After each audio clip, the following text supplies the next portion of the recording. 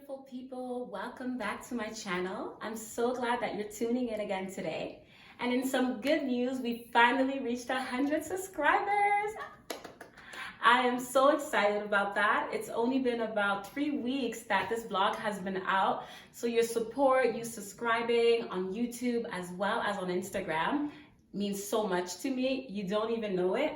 It's so scary to put yourself out there to the world, but honestly, it's one of the best decisions I've made because I've met you guys and we're creating the Chic family together. So I am so thankful for your support. I hope that you will keep tuning in. You will keep sharing the video as I go along. Obviously, we're going to explore a whole bunch of new things, but I'm already excited that you're at the beginning of this journey with me. It's only going to get better from here, I promise.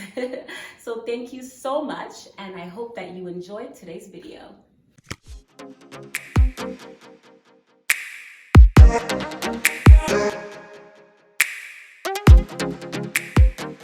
Okay, so let's get right into it.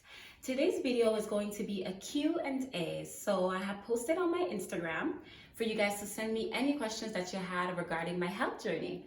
So hopefully this will give you a little bit more of an idea of my journey and how I got here, because it has been a long journey to get here. So I'm glad that I'm going to be able to answer some questions, and hopefully this will also generate some discussions about more things that you want to know or more diverse content that you want on the channel regarding my health journey.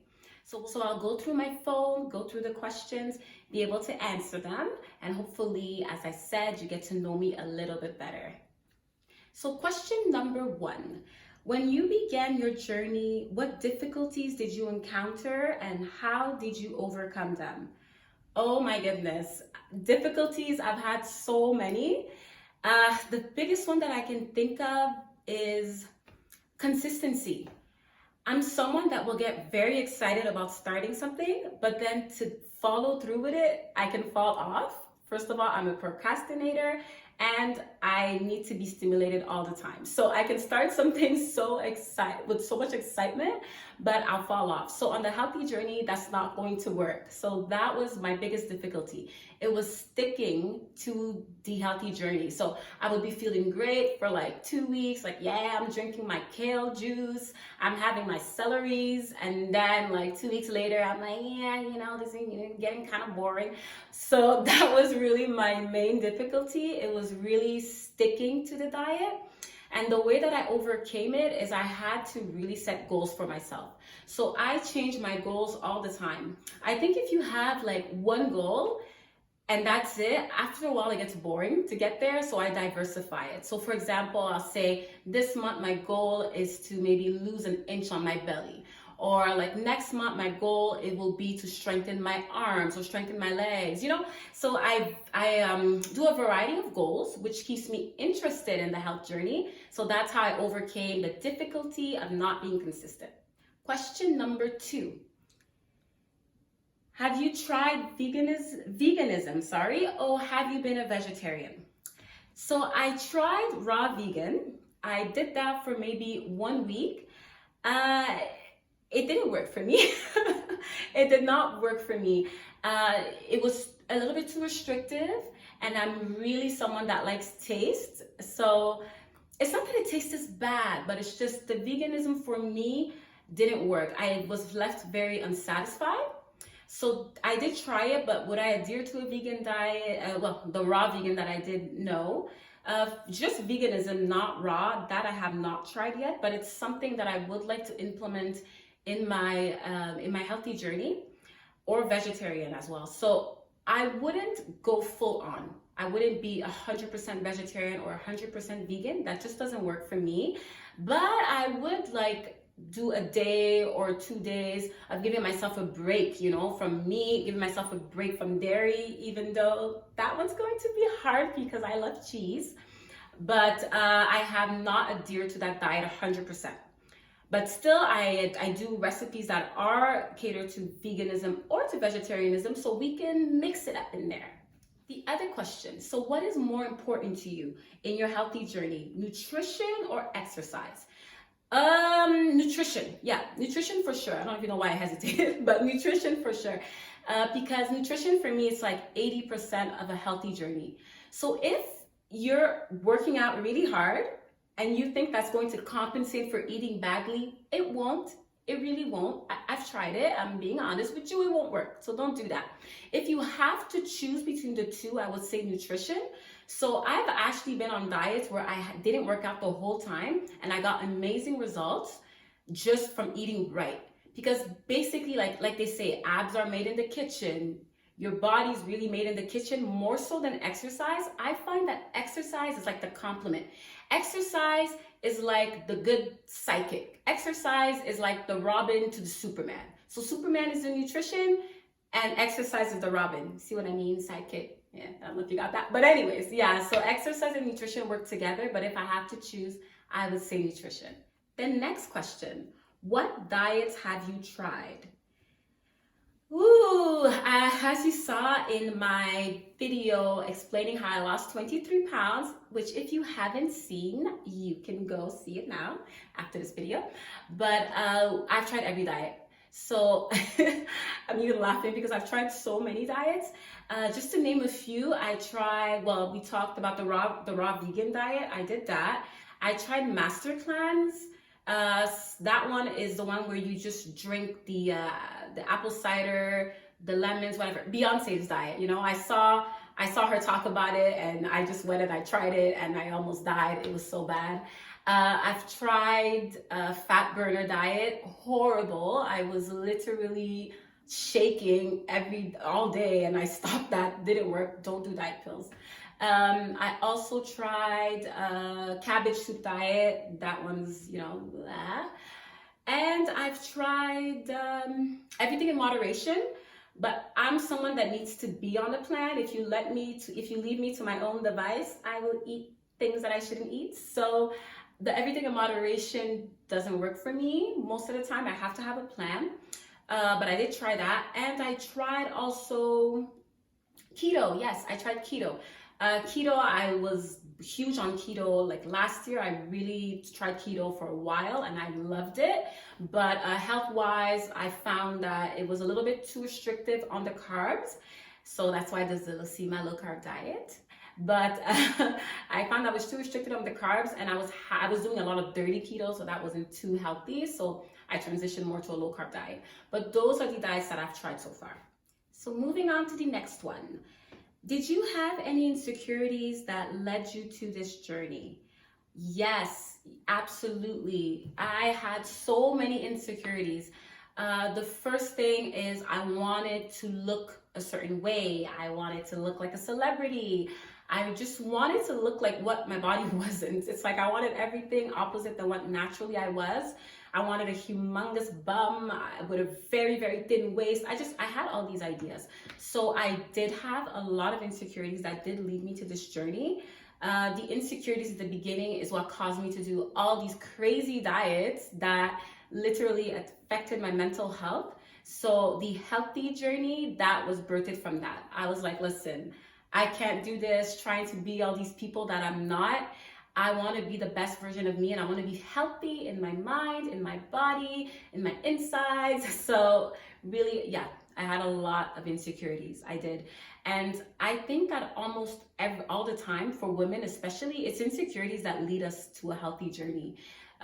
Because if you don't deal with these insecurities, they literally drown you. So the best thing for you is to get on a journey that will focus on your health. And when I'm saying health, it's wellness, so it's everything. You know, health is not just losing weight. Health is in your mind. Health is in how you feel inside and how it portrays as well as the outside. So it's like the trinity of that, you know? So yes, I definitely had insecurities. They led me to this journey, and I'm here now. Okay, next question. How much does it cost you monthly? On average, $200, yeah, $200 to $300. Honestly, it really depends on what diet you're on and what your goals are in that month. For me, it depends on what I'm doing. So there's sometimes that I'm trying out a new diet, so I'm going to buy a lot of things because I want to cook different things just to get my taste buds going, know what I like. So when I do those types of things in a month, my spending is maybe $300.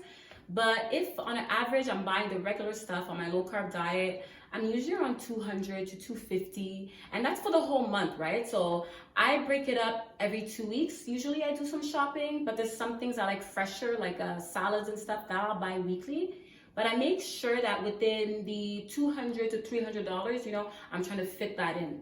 The thing with a healthy journey, a lot of people say it's much more expensive. I agree, but you can find ways to make it work. So budgeting, you can budget to be healthy as well. So you don't always have to buy, for example, Whole Foods and those places that are a little bit more pricier. If you have a different budget, you could definitely find things that will fit in that budget.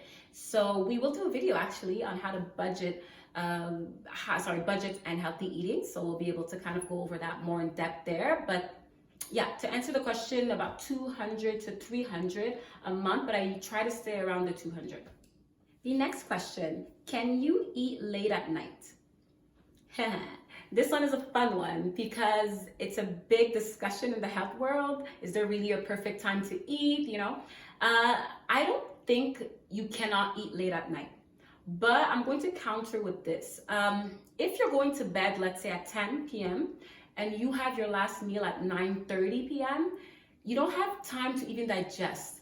So then the food is like, I feel like it's sitting in you, you didn't digest it. You weren't able to move around a little bit. You weren't able to even do some house chores maybe that will just help you digest that and feel lighter when you go to bed.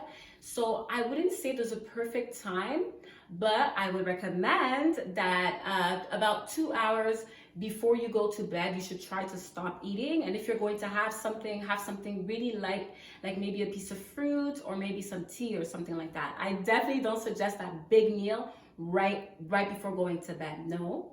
And for me, for example, I usually eat latest 8 p.m. I do intermittent fasting.